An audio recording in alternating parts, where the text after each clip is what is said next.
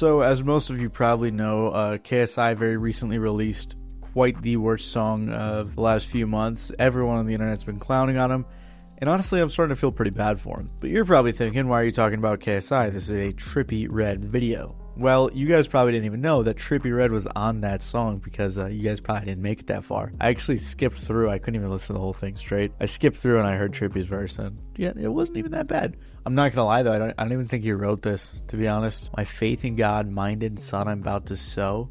My life is hard, I took the wheel, I cracked the code. I just feel like Trippie wouldn't say this, but regardless, they got me thinking, how did Trippie Redd go from a Love Scars, F Love, Dark Knight Dumbo, and all these other songs that he put out that were 1499 freestyle? Like, how did he go from this to this?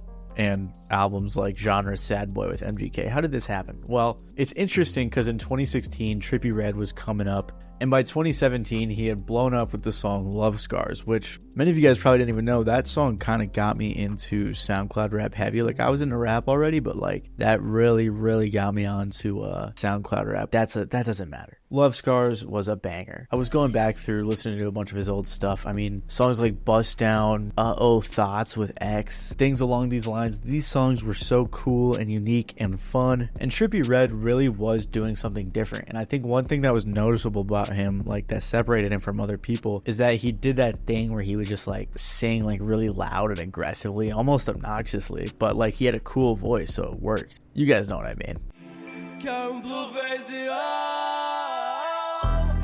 And it's interesting, actually, Trippie gave X the song F Love. So it's like, think about how much Trippie was doing and how versatile he was at this time. By 2018, you know, he was releasing Life's a Trip and was just going crazy. He released A Love Letter to You 3. And I'm not gonna lie, guys, I didn't like Topanga. But this was probably, in my opinion, the end of Trippie's, like, big run of good music. Because by the end of this, where he was putting all these great songs and projects out, he did something that I personally wasn't a big fan of. He put out his exclamation point album, not my favorite album. I really honestly didn't like a lot of the songs. Some people said the album lacked coherence and fell short of the emotional depth he had previously demonstrated, and I wouldn't say all that. I would just say it was like not as good as his old stuff. Like, what made his old stuff special was his amazing beat selection, and then on top of that, he just had like such a unique delivery at that time, in my opinion. Like, no one else was like singing extra like he was. I don't know how to explain it. There's also that time when he decided to not put Cardi on that one song because Cardi like had a better verse. Everyone liked it more, so that was pretty funny. However, Trippie kind of bounced back when he put the album out, A Love Letter to You 4. Although I was pretty disappointed because on this album he had the song Can You Rap Like Me Part 2, and I really thought it was going to be like Part 1, but it wasn't. However, yeah, out of everything Trippie had put out, this was definitely my favorite album in, you know, that period of time where he was kind of not doing as well. But then he put out the album Pegasus, which again wasn't really good in my opinion. It didn't do too bad, but I just didn't like it at all. To be fair though, he did finally put out TR666. I forgot that song was like, it was old, but he put it out on this album, so like that was good. He also had Sleepy Hollow. I thought that one was so good. That was a banger. So yeah, this definitely wasn't my favorite project from Trippie, but I did think it was pretty good. However, he then decided to put out his Neon Shark versus Pegasus album, which, you know, I already didn't like Pegasus that much, but this version, or new album, I guess, just really wasn't that good to me. It was kind of like an attempt at like a rap rock type of thing, something like Zillakami, who was actually on this album, but you know, by this point Zillakami had already just done this genre and done it better, in my personal opinion. And then Trippie did this thing where he put out Trip at Night with, you know, songs like MP5, Demon Time, Matt Hardy 999. You know, this album, in my opinion, was phenomenal. And everyone's like, oh, Trippie Redd copied Rage, whatever. I don't know. I thought this was a good album.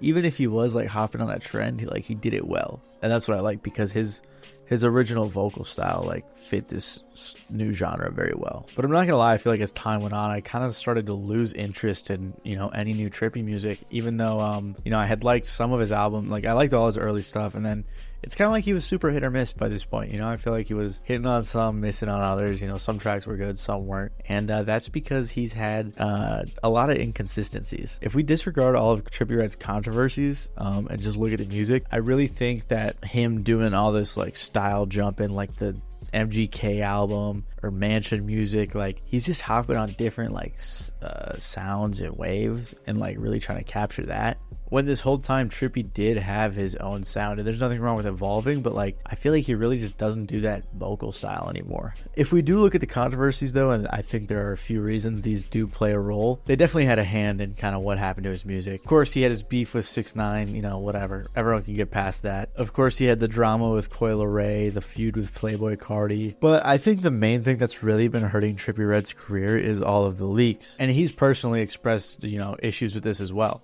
He said on Twitter, "My last 4 albums leaked a week before it came out. Don't y'all get tired of doing that shit?" There was also a snippet that was posted on Twitter, and the person said, "Why didn't this drop?" To which Trippie said, "Stop leaking my music." And these have really hindered his releases. Like he said, Mansion Music was only a 2-part album because people were leaking all the songs, so he had to rush it out. And it's like he's having to rush out albums, split them up, not finish them. And this definitely is 100% hurting both his quality and his overall fan base. He even had a song with Justin Bieber leak, which is crazy. He said, "If I don't get another song with Bieber, it's your fault." So it's unfortunate that this keeps happening to him, but it's definitely not the sole reason that his music isn't as good. I really think he just needs to go back to like that original vocal style, not even the beats, but I just feel like if he really like dug deep within those vocals, he could be like top of the game, man. I think Trippie Redd, out of everyone from the SoundCloud era, could have been like the biggest. He could have. It's very possible. And I guess I'm not saying like bigger than X. I'm talking more so like Uzi and all like the more melodic people. I feel like Tekka, you know, like I feel like